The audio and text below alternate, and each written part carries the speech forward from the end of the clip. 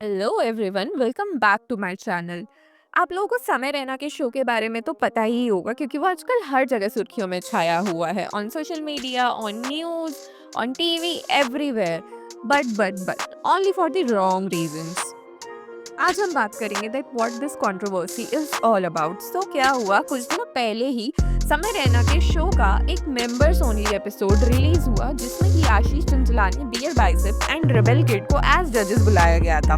Now ये तीनों हमारे इंडिया के बहुत जाने माने यूट्यूबर्स में से एक हैं एंड ये पूरा शो बहुत ही डार्क एंड वल्गर कॉमेडी पे बेस्ड है। स्पेशली जिस एपिसोड को लेकर पूरी कंट्रोवर्सी हुई है उसमें ऐसे काफ़ी सारे सेगमेंट्स हैं जिनको लेकर लोग ऑफेंड हो गए हैं। लेकिन सबसे ज्यादा जो क्लिप वायरल हुई है वो है बियर बाइसेप्स वाला सेगमेंट। तो होता क्या है, रणवीर एक कंटेस्टेंट से पूछते हैं कि क्या आप अपने पेरेंट्स को पूरी जिंदगी सेक्स करते देखना पसंद करेंगे या फिर एक बार उनके साथ ज्वाइन करके इसे हमेशा के लिए रोकना चाहेंगे। You rather watch your parents have every day for the rest of your life, or would you join in once and stop it forever? Now क्या आप लोग किसी से भी कभी ये सवाल पूछ सकते हैं और क्या ये सेंसिबल और अप्रोप्रिएट लगता है? वहाँ पे बैठे इवन समय खुद शॉक हो गए कि ये रणवीर कैसे बोल सकते हैं। नाउ मल्टीपल ट्वीट्स आए हैं जिसमें शो को कॉल आउट किया गया है और स्पेशली बियर बाइसेप्स को क्रिटिसाइज किया है। ये Look into his eyes and tell him कि मुठ मारना गलत है। मारो मार दो ऐसे। मार दो। वो कंटेंट है जो ये आजकल के पावरफुल क्रिएटर्स बना रहे हैं, बियर बाइसेप्स जैसे। पहली बात तो ये कि ये कंटेंट अडल्ट कैटेगरी में नहीं आता है, इससे बच्चे भी देख सकते हैं। हमारे यूथ पे इसका क्या असर पड़ेगा? बियर बाइसेप्स जैसे बड़े क्रिएटर्स जो कि इतने एजुकेटिंग एंड मीनिंगफुल टॉपिक्स पर पॉडकास्ट बनाते हैं अपने चैनल पर, उन्हें इस चीज़ की अकाउंटेबिलिटी एंड रिस्पॉन्सिबिलिटी तो लेनी ही पड़ेगी। वो एज क्रिएटर्स के नाम पर वल्गरिटी को प्रमोट नहीं कर सकते हैं। ऐसे ही सेम अपूर्वा, जिनको हम सब द रेबेल किड के नाम से जानते हैं सोशल मीडिया पर एंड जो कि ऑलरेडी फेमस है इंस्टाग्राम एंड यूट्यूब पर अपने कॉमेडी के लिए, और कॉमेडी के नाम पर वो क्या करती है, सिर्फ गाली देना और दूसरों को नीचा दिखाना। She has also pass some very derogatory statements during the show. A contestant said to her that vagina में sensation खत्म हो गई है क्या? To which she replied that have you ever seen a vagina? Dash dash dash.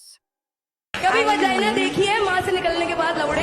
And I am one of the best liars that I have ever met. मतलब अगर मुझे एक बड़ा झूठ बोलना होगा, मैं उसके साथ 100 छोटे झूठ बोलूंगी कि अगर तुम डाउट भी करने लग जाओ ना कि कहीं ये सच तो नहीं बोल रही। मैंने तो यार एज एन इन्फ्लुएंसर आप कैसे इन्फ्लुएंस कर रहे हो लोगों को, किस वे में आप क्या सिखा रहे हो लोगों को? गाली देना, झूठ कैसे बोलते हैं घर पे, और आजकल सबको लगता है that this is cool. If you want to get fame on social media then आप गाली दो, दूसरों को नीचा दिखाओ। Everything has gone totally wrong these days.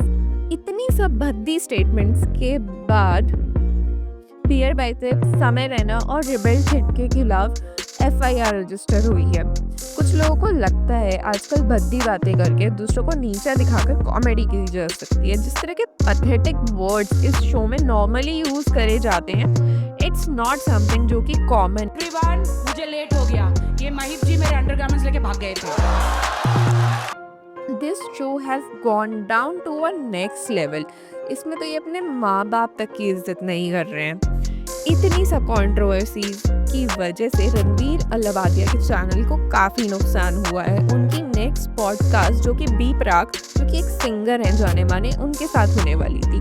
Media handle पर रणवीर अल्लाबादिया एंड समय रैना के शो को कॉल आउट किया है और ये अनाउंस किया है कि वो उस शो का पार्ट अब कभी नहीं बनेंगे और इस चीज़ को हेविली क्रिटिसाइज किया है।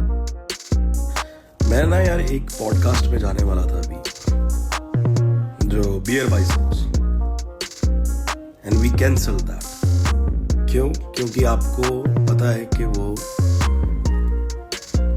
कैसी पैथेटिक थिंकिंग है और कैसे शब्द यूज करे गए हैं। बियर बाइसेप के खिलाफ तो लोग ये भी बोल रहे हैं कि जो उन्हें मिस्टर नरेंद्र मोदी से अवार्ड मिला था लास्ट ईयर, वो उनसे वापस ले लिया। फाइनली इतनी सब हेट के बाद रणवीर ने एक अपॉलॉजी दी है सोशल मीडिया पर, that Obviously, this is not how I wish to use it. I'm not going to give any context or justification or reasoning behind whatever happened. I'm just here for an apology. I personally had a lapse in judgment. It wasn't cool on my part. The podcast is watched by people of all ages. Don't want to be the kind of person that takes that responsibility lightly. And family is the last thing that I would ever disrespect. Need to use this platform better. That's been my learning. अब ये बात इतनी बड़ी होती जा रही है कि महाराष्ट्र के सीएम ने भी बोला है, I am yet to get information about it, I have not seen it yet. Freedom of speech is there for everyone, but it has some certain limitations. Our freedom of speech ends when we encroach upon someone else's freedom. In our society, we have some rules. If someone violates them, it is absolutely wrong and action should be taken against them. Now freedom of speech है, इसका मतलब ये नहीं है कि आप इसके नाम पर कुछ भी करोगे, आप ऑब्सोलेंस फैलाओगे ऑनलाइन प्लेटफॉर्म्स पे.